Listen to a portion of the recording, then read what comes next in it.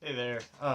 Today I'm going to be talking about some essays and books of essays that I've been reading about sci-fi and as well as one definitely sci-fi fantasy book that I read, one fantasy book, and then uh, one somewhat sci-fi but really avant-garde literature book, America, The Cult of the Cactus Boots. But also, I'm going to be taking a page out of the book of the publisher of this, Rick Harsh's YouTube channel, and be playing some tunes while I talk about books, but hopefully it's not as blaringly loud as it is in some of Rick's videos. But for reference, I'm listening to Charlie Hayden, Jan Garbarek, Egberto Gismonti, Magico. And I'm trying to work on actually looking into the lens more. And so I've got my notes set up like right behind the camera lens. So if it looks like my eyes are twitching out, it's just because I'm trying to keep on track of what I've got going on in the video so I don't get onto too many tangents here.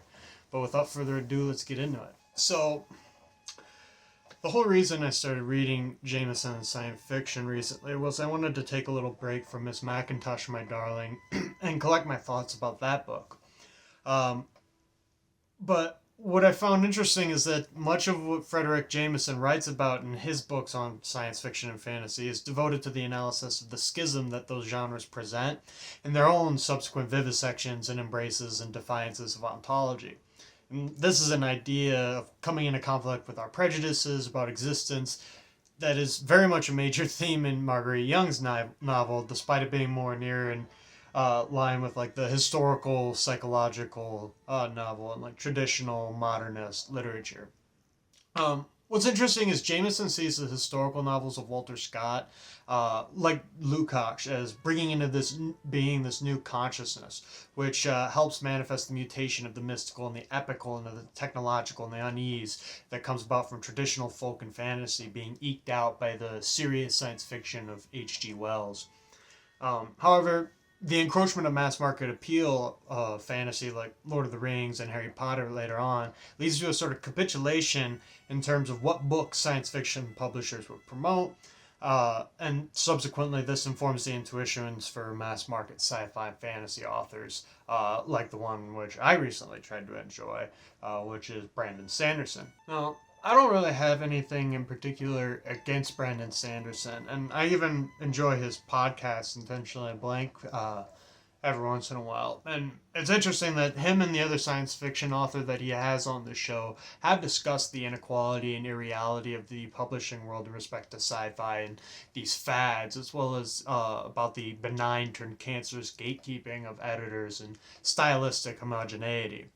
And in one more absurd instance, Sanderson and his guest talked about their affinity for the beauty of classic epics, in particular John Milton's Paradise Lost. And beyond the consideration of one's ability to convey sincerity and craft in that form, they said that they wouldn't attempt to write like John Milton because the language would simply get them laughed out of most editors' offices. Um, Perhaps this is rightly so, but it sort of speaks to the kind of stylistic realism, to crib the way Mark Fisher uses realism. In the same vein, I mean to say that these offshoots of fiction as a whole into genre and high concept oriented construction have become accepted as the natural way for science fiction and fantasy to be written. Sanderson's sort of overwrought, convoluted, but didactically transcribed magic system is understandable largely, and so are his plots, which is commendable for works that are rarely under 500 pages. Uh, but what makes him a weak author for me is that his political naivete seeps into these constructions, and this lack of congruity with working class experience, particularly the constraints of time space compression, an idea from David Harvey, which is this essentially the impediment on living brought on by the proliferating capitalist processes. This just forces him to pander to our escapist fantasies with the lowest common denominator prosody, and it reflects really poorly on his characters and the investment in the psychology of the novel. His novel Cytonic, in particular, while fans will defend it with the idea of middle book syndrome, it eschews any sense of orientation, but still delivers an introductory statement that to me reads of the sort of problems that arise when the readership is bound up in the author in the production and not the text and its interpolations. I'm well aware of the young adult distinction, by the way, among others, for these best-selling authors representing a type of camp, and that the immaturity and internal monologues in some conversations are indicative of a particular theme of coming of age and choosing your ideology, and that, by and large, these are just bridges that one was crossing a Sanderson epic to get to the big battle scenes. But I find that to be a flimsy set of defenses to justify the kind of vomiting words onto a page Sanderson admits to, when at the same time we are suggesting that these same patrons are possessing the patience to sit through 3 or more 500-page plus volumes to reach their payoff.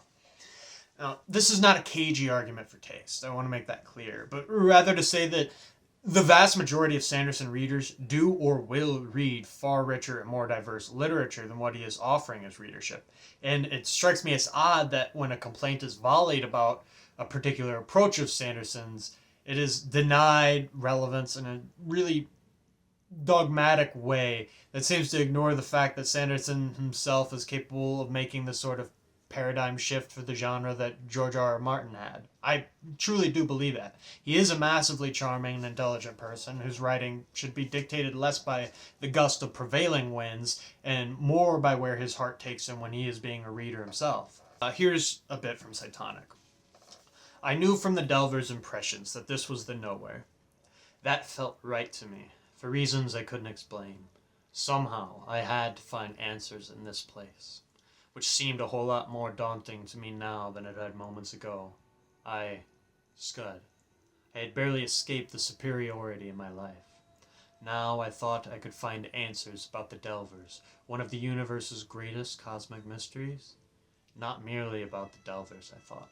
About myself. Because in those moments when I touched the nowhere and the beings that resided in it, I felt something that terrified me. I felt kinship. Took a deep breath. First order of business was an inventory. M-Bot looked fine. I still had my stolen energy rifle. I felt a ton more safe holding it. I wore what I'd escaped in, a standard superiority pilot's jumpsuit, a flight jacket, and a pair of combat boots. M-Bot hovered up to eye level in his drone, his grabber arm twitching. A jungle? He asked me. To him, the time I'd spent communing with the Delver would have passed in an instant. Spencer, why are we in a jungle? Not sure, I said. I glanced around for any sign of Doomslug. She was Cytonic like me. Slugs were what made ships able to hyperjump, and I hoped that she'd done as I'd asked, and jumped to safety on detritus. Brandon's work makes the mistake with magic and character development that Jameson sees as a running theme in mass market fantasy and science fiction. These plot devices like magic need to be more than just represented, but they shouldn't be overdetermined nor reveal the author's limitations. Rather, the kinds of magic systems that work are those which in their integration to the novel produce a reflexive mediation. These hyperspace slugs, beyond being a lazy repackaging of the Navigators from Dune, in particular the David Lynch iteration, do not act to offer reflection on their position or actions within this novel, at least this one, but rather in the series Cytonic is from in particular, these among other beings serve as flimsy deus ex machina to retcon previous actions and installments, and they actually end up forestalling fleshing out of the existing world Sanderson is putting out. This is perplexing to me because it seems obvious that the above quoted section is outright boring and two-dimensional and just full of cliches that are the antithesis of what sci-fi should be. In his essay Radical Fantasy, Jameson says that the best example of good magic systems it could be drawn from Ursula K. Le Guin. But for the sake of comparing to my own previous comments on this channel, I'd say one could think of the magic powers of Issy, among others, in Finnegan's Wake, and the way their shape and conscious shifting manifest commentary on the works and the characters themselves. Or, as in The Cult of the Cactus Boots by Philip Freedenburg, wherein the name's hard to say for me, wherein the mind engaged in a creative act is the backdrop for not simply jargony neologisms, but for a real intervention in the types of games with sincerity, technology, truth, and utopia that modern sci-fi and fantasy writers play. In my discussions of Finnegan's Wake, I had lightly argued a secular revision of McLuhanite ideas that our techniques and technology are expedients of exchange, and that in the wake, taking up this Jameson lens, these are not cast in terms of ethical convictions or compromises, but they're material interventions on the self, which their resultants are personal ethics then distort. And similarly in Gravity's Rainbow, we begin with a screaming across the sky, sending us through this recurso towards our brinksmanship orchestrated by the Nixon regime, and now everybody is moved outside the worlds to come and trapped in the sycophantic moral and political relativism of America and Europe today. Now, while Pynchon is going to go and pick up the pieces from his rubble with erudite historical materialism, the author of Cult of the Cactus Boots, Philip Freedenburg, explores the moment of this blast and the quantum event of imbuing presentness into the undetermined nows. The pseudo-idealist utilitarian world that Bookville thrusts himself into is a science fiction founded on a sort of dance with the ethical, but so far as this becomes a singular point in a fractal trip towards history and overcoming through some harrowing negations. We're in a not-so-distant future, but exploring a meta-world under attack by our present hostilities and their historical ascendants. Friedenberg molds a shadow of himself and his illustrator and his publisher in a cross-neural network road novel, contained largely within a or the mind, which needs to read a book so badly it begins conceiving of one in such resonant concert with the latter that the world itself is affected. And these words of sincere, radical intrusion have no business in the screenscape of the techno-feudal mind rentier, though. No input is allowed which would yield any output other than zero. A universe of unchanging, chaotic proliferation of nonsense numbers to justify pillaging a physical periphery. So when the mind behind the book, which demands to be met outside the screen, offers an input of probable positions of many worlds, the fascist technopolies that make up the modern or future governance race to wipe this unifying methodology from their detachment devices.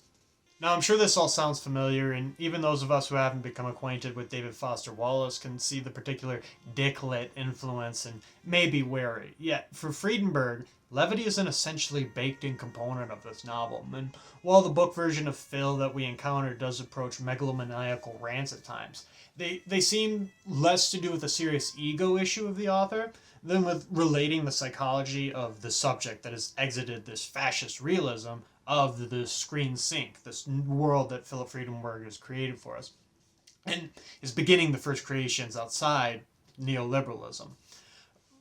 Far from posturing, we get invitations and explosions of joy and evocations of the sublime even, the universal, through Phil's Coito. As Jameson remarks in reference to Philip K. Dick's work, the thematic obsession in sci-fi with manipulation as social phenomenon and nightmare all in one may be understood as a projection of the form of sci-fi into its content. And similarly to Faulkner, Philip K. Dick, DeLillo, Pynchon, Wallace, and Kaufman before him, Phil is asking us why we are so lonely and distant and repressed in such a expansive and rich nation, and with society so always yet elusively advanced. What is this lack leaving the gut of America knotted, seized, unwilling to engage the body, preferring to dissolve the periphery? The sweet escape for Friedenberg is not into the novel as another reactionary ostrich head in the sand, but in seeing the novel for its ability to incite a Brechtian counter-movement against boredom and repression, pollution and violence. A societal treat becomes a socializing tool for the equitable and proactive reorchestration of social engagement in the physical realm. Now, despite the lore and world building, one should be careful to denote Sanderson as engaging in a similar tongue-in-cheek, prescient work, and that we could be forgiving of stylistic crutches, because when you probe the more fantasy-oriented works of Sanderson, you find the same common pitfall Jameson points out about the rejection of an ontology by fantasy, which essentially means that it seeks to comment in the guise of the pre-modern, and unfortunately, a lot of fantasy and science fiction falls into the usurpation of these masks that the ancients and the Renaissance polymaths were also retooling, that of the ethical spiritual, without recognizing that it is really those ways of speaking and writing which were their inventions. Thus, a decentering of a relevant presence is pursued, and these pre-modern worlds of Mistborn and the Shire and Narnia become mere vessels for vacuous reinterpretations of failed systems, without even trying to overcome their essential issues in the remaking. Another quote from Cytonic. Among the first lessons a warrior must learn is the knowledge that his immediate enemy, the person he must kill, is just trying to survive, soldiers alike, no matter their side. So, if there's an ontological basis in these works, it's the likes that Jameson calls ontological realism, which is also about a presumptuous conflation this time between what is meaningful and what exists. This is the same folly he sees the bulk of what is deemed traditional fiction to suffer from as well. So yeah, one may reflect on the comments about John Milton's invisible influence over Brandon Sanderson and their peers and wonder how there is any difference really in the approach. But upon closer appraisal of what Milton is actually doing, we can see that despite the veil of the ancient and the mythical relationship to the cosmos and God, his characters are his own peers, wearing masks in order to appraise this myth-making and mask-wearing literature was engaged in this whole time. Now, one of the central themes you'll run into is the debate between the lens of science and the lens of belief, and the religiosity that both can be imbued with. For Milton, the time jump back to the Garden of Eden is not a reset on ethics or history, but it's like a tethering of these to the presentness. The present is of his own fleeting now, and it's done through a magical effect of conjuring a new muse, quilting all of his themes and his style into the sort of universal that the moderns have strived towards since.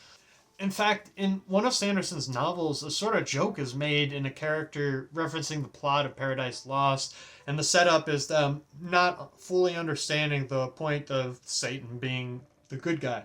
And the punchline is sort of this, like, who do you think is the hero?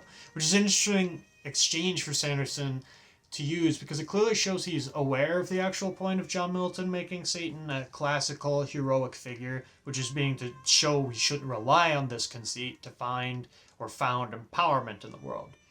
It's the same as with another of Sanderson's favorite novels, Dune.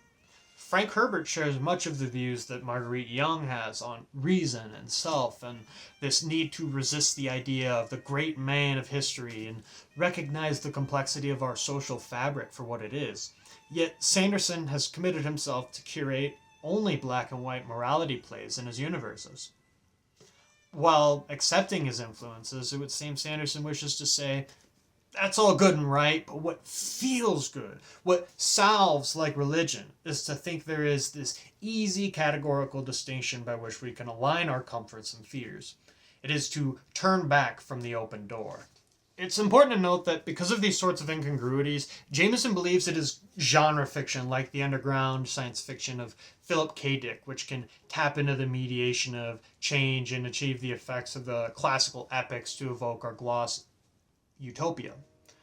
And obviously when utopia is brought up, most people get kind of fed up, especially because with the rest of the earlier rhetoric I've used, it certainly would seem to connote a pretentious, egoic, Eurocentric return to big R rational thinking, which inadvertently always falls into dystopia in its making. So why change, you ask? Well, aside from the reasoning that change is the necessary action for life and growth, and that it's a fundamental aspect of physics and begets a biological imperative that, despite illusions of free will, controls our every second of existence, Jameson would add in his essay Future City, and I think this was in the New Left Review, I think it would be better to characterize all this in terms of history, a history that we cannot imagine except as ending, and whose future seems to be nothing but a monotonous repetition of what is already here. The problem is then how to locate radical difference, how to jumpstart the sense of history so that it begins again to transmit feeble signals of time, of otherness, of change, of utopia.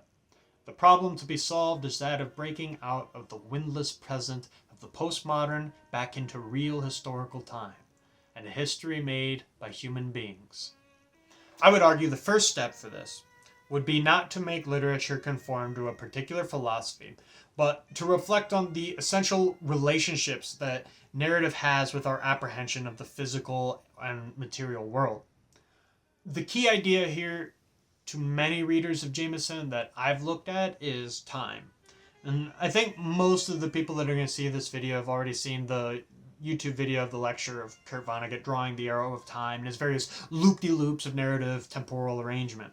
So I'll not digress too much onto that point, but what is really hammered home in that, and what I'm trying to get at here, is this pre-modern ephemeral then can't explore the phenomenon of now, of what Jameson labels the presentness we ascribe to our being in time, that is past. Rather, we turn to the twisted mind of Philip because in his pessimism, there is a rational hope for overcoming the present condition, in moving forward in this meta-future statement, in works like We Can Remember It For You Wholesale, or Ubik, or any number of his books. And they act to create nostalgia not for a past, but for a presentness that is more whole in the hopes that it's being viewed in a historical thread, mediated in a novel that can, through language, affect a readership and wake them from what he deemed the present capitalist nightmare. And Ubik even opens with its world populace waking up to their own crisis.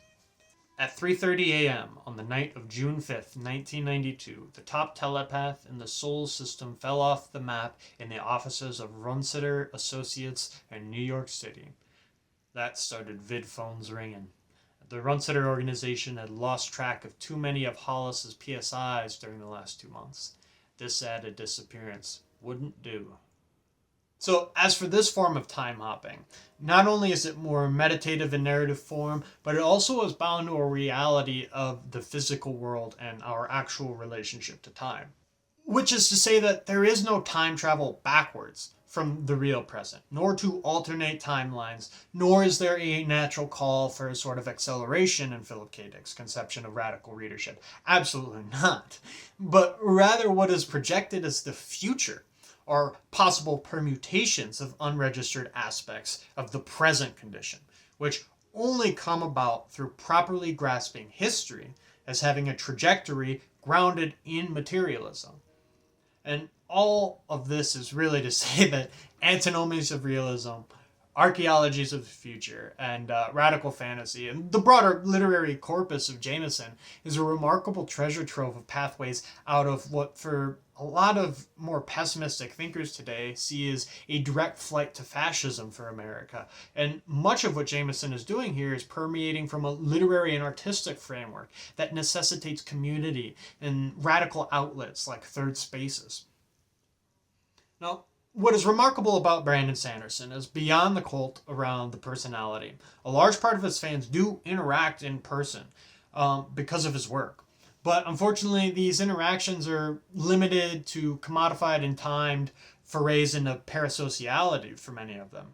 Whereas what a work like Cult of the Cactus Boots necessitates is to fully be discussed and discussed by a proliferation of voices, really, creating new works outside of it. And in many ways, I had conceived of this analysis itself to be a footnote of sorts to Chris Villa's review, as well as a bridge into the broader topics of history, fascism, futures, and environment, without spoiling the reading experience of this really sublime book. With organization after organization tailing the book version of our author and illustrator and their continued interaction with the occult, disembodied, and mentally interred, we are bombarded with a multipolar narrative. And at moments they begin to overwhelm by themselves. They're losing their reference in these contradictory government dispatches, redactions, anagogy, and even this like Wakean logorrhea, and it kind of becomes to form what is this sort of floating signifier within the book. And as the book progresses and resultantly disintegrates, it reifies this notion in discussion from Claude Levi-Strauss to Zizek that symbols representing the undetermined or ever-changing do not impart a meaning but absorb it through culture and ideology. How we live and how we act. The various cultural artifacts living in this book are taken up in the spirit of camp, in the sense that Susan Sontag discusses for the most part. But to clarify it, this is not to say that our prestige reality TV shows and anti-stand-up comedy have a common thread with Phil, but to reveal that we're doing this being as playing a role. Because unlike some kitsch like Cytonic or Boa's Afraid or even for right-wingers Dragged Across Concrete, Freedenburg wishes to achieve a sincerity in his revolutionary aversion to the mainstream by plotting comically into ever more absurd arrangements of high camp, with serious satirical scrutinization of the likes of Lawrence Stern. And camp, according to Susan Sontag, sees everything in quotations. But as we traverse this multiverse under threat of tech fascists, Freedenburg shows us the word "the" trapped in triple brackets, which is constantly offsetting the reading experience and forcing the reader to stop flipping through the pages like a coloring book, which can sort of happen at moments when it gets to really break down. And he asks you to do your own philosophical investigations. The book here does offer some closure and enlightenment as to the relationship that this object has to the reading experience, but as far as the inception for using this idea, I was really curious where Phil would have been coming from. I have a strong suspicion that it was inspired by the popularization of the triple bracket by online far-right groups and then Trump supporters in 2016 as an attempt to target particular individuals and organizations. No, well, beginning purely as a targeting of Jewish people, the anti-Semitic construct expanded, as do all fascist ideas, to an uncompromising and totalizing othering, to the point that in some discourse amongst these idiots, they began to use triple inverted parentheticals to denote themselves, or whatever their topic of discussion to be, not the other, seemingly for brevity and clarity in their minds, but it's indicative of this relationship with language that culture has, and it shows how much of racial prejudice comes not from defining purity, or at least its longevity, not from defining purity, but continually distinguishing impurity, so as to clumsily avoid the inevitable linguistic and philosophical trap that racists put themselves in. And in triple brackets, the interdimensionality, quantum mechanics, mind replacement, esoterica, Nubian aliens, Anunnaki, Orgon energies, and screen addiction are all on equal staging in a surrealist adventure novel wherein the destination is the work itself and the workers, the laboring artists, painting and typing and sketching and drafting their way out of a fractious mound, a lookout post turned quicksand of symbolic lies mediated into symbolic order prevailing possibly, and if so, only through a dialectical mutualism, a persistent stripping of the parentheticals of the exclusionary event and practice, through a reinvestment in history, as Jameson calls for, a rereading or reinterpretation of the book or the actions you think it makes you take. We and Phil are on the run, and so too is language itself, from its slow cancellation by a fascist future. The word "the" in triple brackets is the definite article, the sign assigning value to particulars. This linguistic tool of multipolarity is the great danger to fascist thought. The nexus for change is the reorientation of our relationship to the other, and recognition that if desire of X is the unconscious unfolding, then we must accept that the racist and fascists do not even know fully the end of their aims. The racism and nationalism is less so bound up in their true self and individual than a systemic alienation which they still misalign, which they see as being something that can be aimed, though, through might. No, understanding the coded dependency on state that the fascist and the far right has, we can overcome the unreason and the disillusionment with the natural world via radical direct action to the disenfranchised that is structured and bubbles up in a collective affirmation of an earth system first, an orientation that begets a rejection of notions of race and state as we conceive of it today, much along the lines of what Hegel says about nation, and that nation is only world historical insofar as its fundamental element and basic aim have embodied a universal principle. Only then is its spirit capable of producing an ethical and political organization. If nations are impelled merely by desires, their deeds are lost without trace, as with all fanaticism, and no enduring achievement remains, or the only traces they leave are ruin and destruction. Unfortunately, this has often been taken out of context in critiques to say it is to justify precisely the kind of racial hierarchies and subjugation Hegel rejects, which is patently absurd when we consider that in the Phenomenology he destroys the science of racism. And then further on in statements and lectures of philosophy of history, Hegel declares that much of the European nation states, including his own Germany, could not be seen as world historical. Rather explicitly, Hegel sees the manipulation of church and state for power concentration to be ruinous not only for the Germanic peoples, but conditions of worldwide epidemic of the spirit. In Less Than Nothing, Zizek sees this notion to highlight the subject itself under these nations and ideological systems when he says it does not define itself, but is defined by its own displacement. So the racist and their fantasy are their own alienation reduplicated.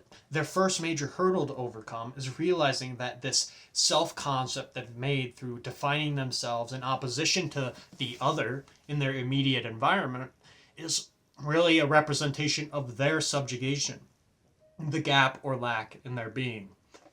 And so then the pragmatic materialist consideration is to look then at the way this notion inhabits society and see what forms of governance and being we can make collectively, which eliminate the alienation which creates such extreme displacement, not just within the racist fantasy, but in the neoliberal fantasy, the capitalist fantasy, the colonizer fantasy, the patriarchal fantasy, and the religious-tinged fantasy of an oppressed periphery that is exhausted by a collective silence in the free and opulent world of the West. But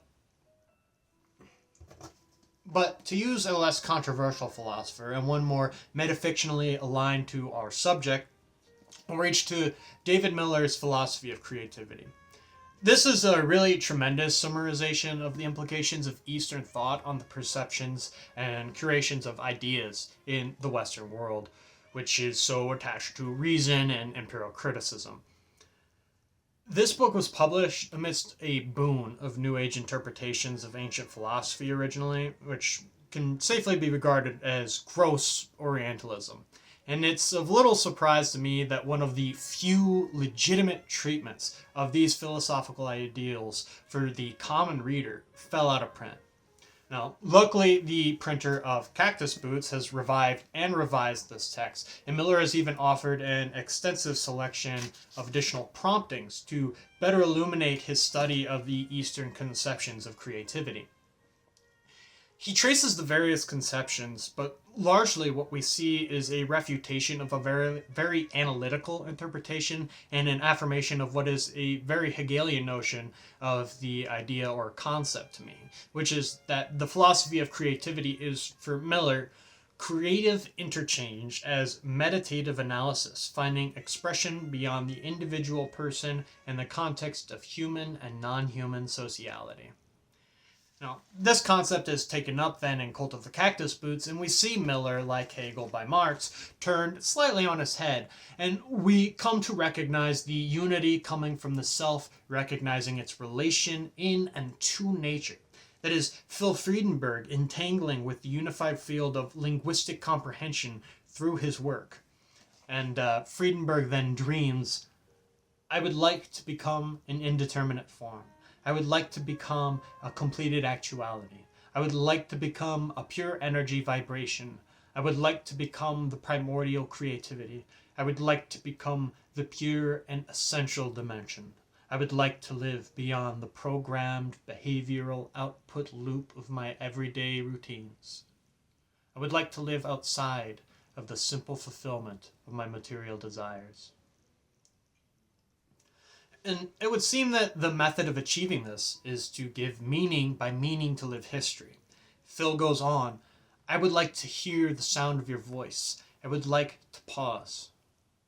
I would like to let go. I would like to close this book and float away. I don't know. Is this stepping back toward escapism? Float away? No. Actually, this is just another layer cake from Freedenburg. What is floating away is the I, like in Finnegan's Wake, it being no longer essential to the vitality of the Earth system. In Solenoid, we see an idealized Bucharest float away and ascend to a heavenly place above chaos in a Miltonian sphere of mythical influence. It is leaving the realm of the literary and translating its points into the higher dimensionality of the real world.